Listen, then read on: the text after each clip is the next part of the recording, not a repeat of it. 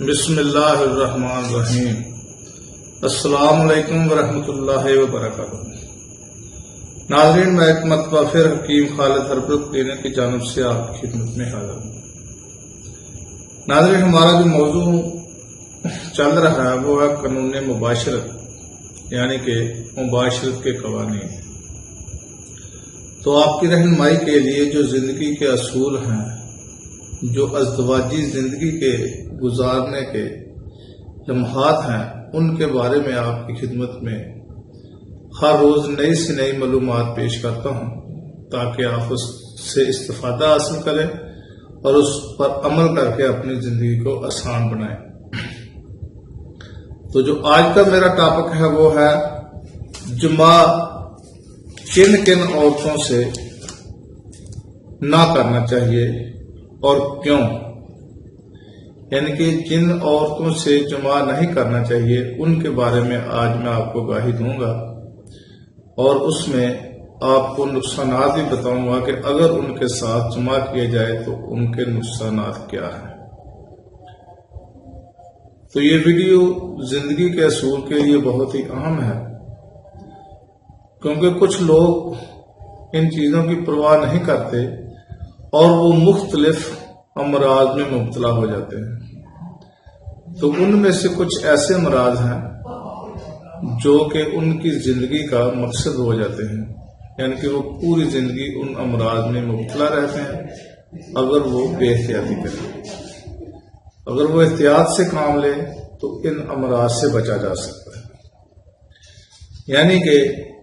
سب سے پہلے تو یہ ہے کہ 40 سال سے زائد عمر والی عورت سے، بلکہ کچھ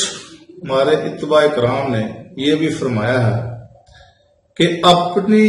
عمر سے زائد عمر والی عورت سے بھی، کیونکہ ایسی عورتوں کی اندام نہانی میں رطوبت فضلیہ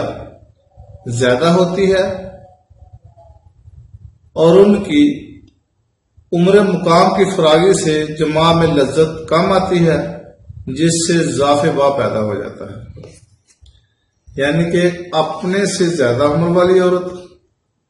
اور جب آدمی زندگی گزارتا ہے تو 40 سال سے زیادہ جب عورت ہو جاتی ہے تو اس سے بھی جمع کرنے کے نقصانات ہیں، یعنی کہ اس سے اضافے با پیدا ہونے کے چانسز ہوتے ہیں۔ بعض کے خیال میں بوڑھی عورتوں کا رحم منی زیادہ جذب کرتا ہے، جس سے مرد کے چہرے کی رونق جاتی رہتی ہے اور مرد کا جلد بڑھاپا آ جانا اس کا سبب ہے۔ بعض کا خیال ہے کہ بڑھاپے میں اندام نہانی میں سردی پیدا ہو جاتی ہے، جس سے مرد کی شہوت کم، اعصاب ضعیف، طبیعت سرد اور افسردہ ہو جاتی ہے، جو اضافے با کا سبب بنتی ہے۔ نابالغ لڑکی سے، کیونکہ ایسی صورت میں اندام نہانی کافی ہونے کی وجہ سے اور زور زیادہ لگانا پڑتا ہے، اس لیے پٹھے کمزور، گردے ضعیف اور عضو تناسل ڈھیلا ہو جاتا ہے، یعنی کہ 3 بیماریاں اس سے لاحق ہو سکتی ہیں۔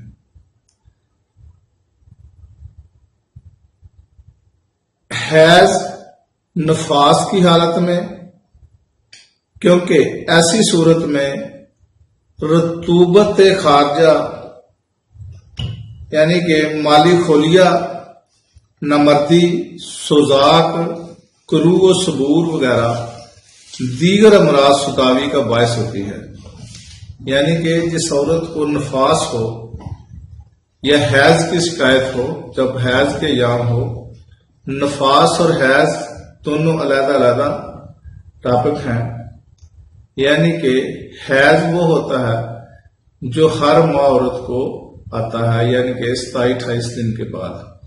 وہ کسی کا 7 دن پیریڈ ہوتا ہے، کسی کا 8 دن ہوتا ہے، کسی کا 2 دن، کسی کا 4 دن، کسی کا 6 دن، یہ مختلف ہے۔ ان دنوں میں جمع کرنے کے بہت زیادہ نقصانات ہیں، عورت کو بھی نقصان ہوتا ہے اور اور مرد حضرات کو بھی. اور نفاس جو ہے یہ وہ ہے کہ جب عورت بچے کو جنم دیتی ہے وہ اس کا پیریڈ 40 دن تک ہے. 40 دنوں میں اس دوران بھی اگر جمع کیا جائے تو بھی آدمی کو یہ بیماریاں لگنے کے چانسز ہوتے ہیں. مثلا مالی خولیا، نمردی بھی ہو سکتی ہے، سوزاک کی بیماری جو کہ بہت ہی خطرناک ہے، کروگ و سبور وغیرہ، اور دیگر امراض ستاوی کا باعث ہوتی ہے. اور اگر ایسی حالت میں حمل ٹھہر جائے تو بچہ فاسد الترکیب اور ستاوی امراض میں مبتلا پیدا ہوگا اور پھر امراض ستاوی میں مبتلا رہے گا اور اس دنیا سے جلد ہی رخصت ہو جائے گا. عورت کو بھی ایسی حالت میں اکثر نقصان پہنچتا ہے، یعنی کہ اس کو غشا رحم، خون بکثرت خارج ہونے لگتا ہے جو بعض اوقات کرو رحم میں تبدیل ہو جاتا ہے.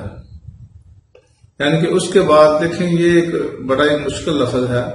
کہ بد شکل عورت سے. یہ تو شکلیں تو خیر ساری اللہ تعالیٰ نے بنائی ہیں، لیکن میں یہاں یہ آپ کو کہوں گا کہ جس سے آپ کا دل یعنی کہ نہ چاہتا ہو اس سے بھی جمع کرنے کے نقصانات زیادہ ہوتے ہیں. یعنی کہ ایسی صورت میں طبیعت کو کراہت ہوگی اور صحیح طریقے سے آدمی جو ہے وہ اخراج نہیں کر سکا، جس سے انتشار کامل نہ ہوگا، منی کا اخراج صحیح نہیں ہوگا اور اس کے بعد اس کی یاد طبیعت کی کوفت کا باعث رہتی ہے جو ضعف با کا سبب ہوتی ہے. بیمار خصوصاً متعدی امراض میں مبتلا عورت سے، جو خواتین متعدی امراض میں مبتلا ہوں،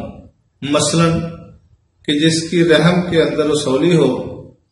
سرطان رحم ہو یعنی کہ رحم کے اندر سرطان ہو، دوسرے لفظوں میں اس کو کینسر بھی کہا جا سکتا ہے، آتشک، سوزاک وغیرہ کی بیماری سے، کیونکہ ایسی حالت میں مردوں کو بھی ویسے ہی متعدی امراض میں مبتلا ہونے کا خوف ہے اور نیز بیماری کی طرف رغبت جمع بھی نہیں ہوتی، جس سے قوت باز ضعیف ہو جاتی ہے. بعض صورتوں میں اخلاقی جرم بھی ہو جاتا ہے. یعنی کہ وہ خواتین جو ان امراض میں مبتلا ہو، خصوصی طور پر یعنی کہ آتشک، سوزاک اور جن کے اندر رحم کے اندر رسولی ہو، تو ان عورتوں سے جمع کرنا بہت ہی نقصان دہ ہے، بلکہ وہ مرد بھی اس مرض میں مبتلا ہو جاتے ہیں.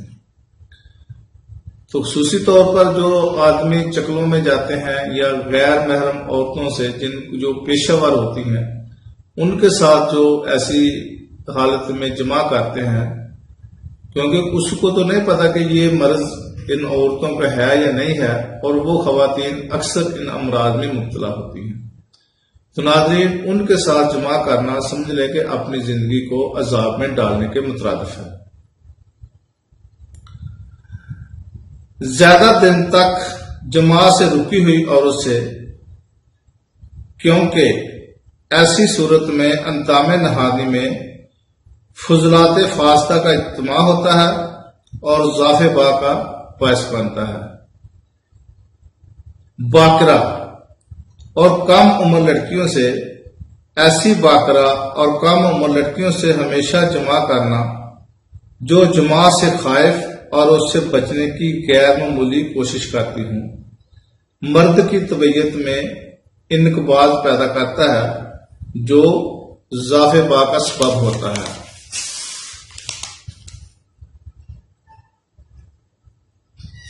فحش عورت سے،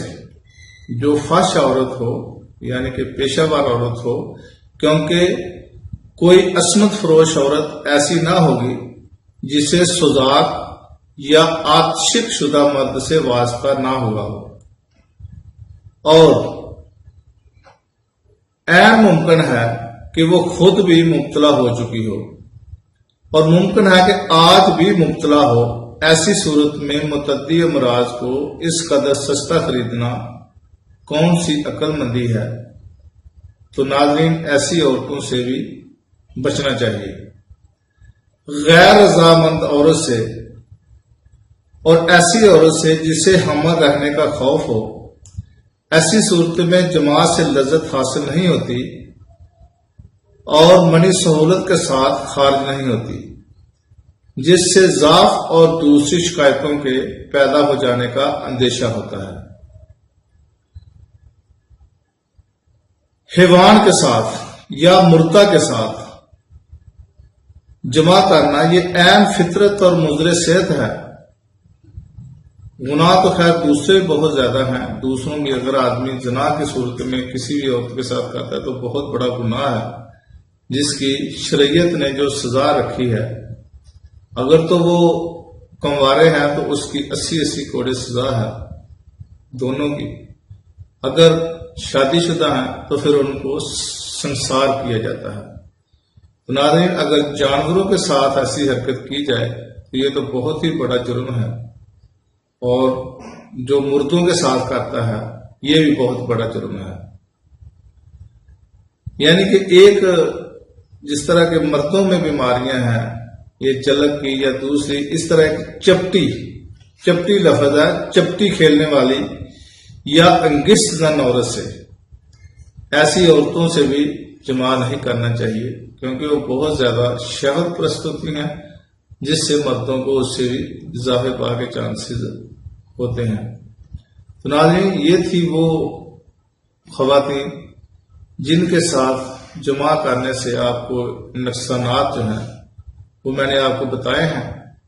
تو جو آدمی اپنی زندگی کو پرسکون گزارنا چاہتا ہے وہ ایسی عورتوں سے پرہیز کرے، خصوصی طور پر وہ خواتین جو کہ پیشہ ور ہوتی ہیں، کیونکہ ان کے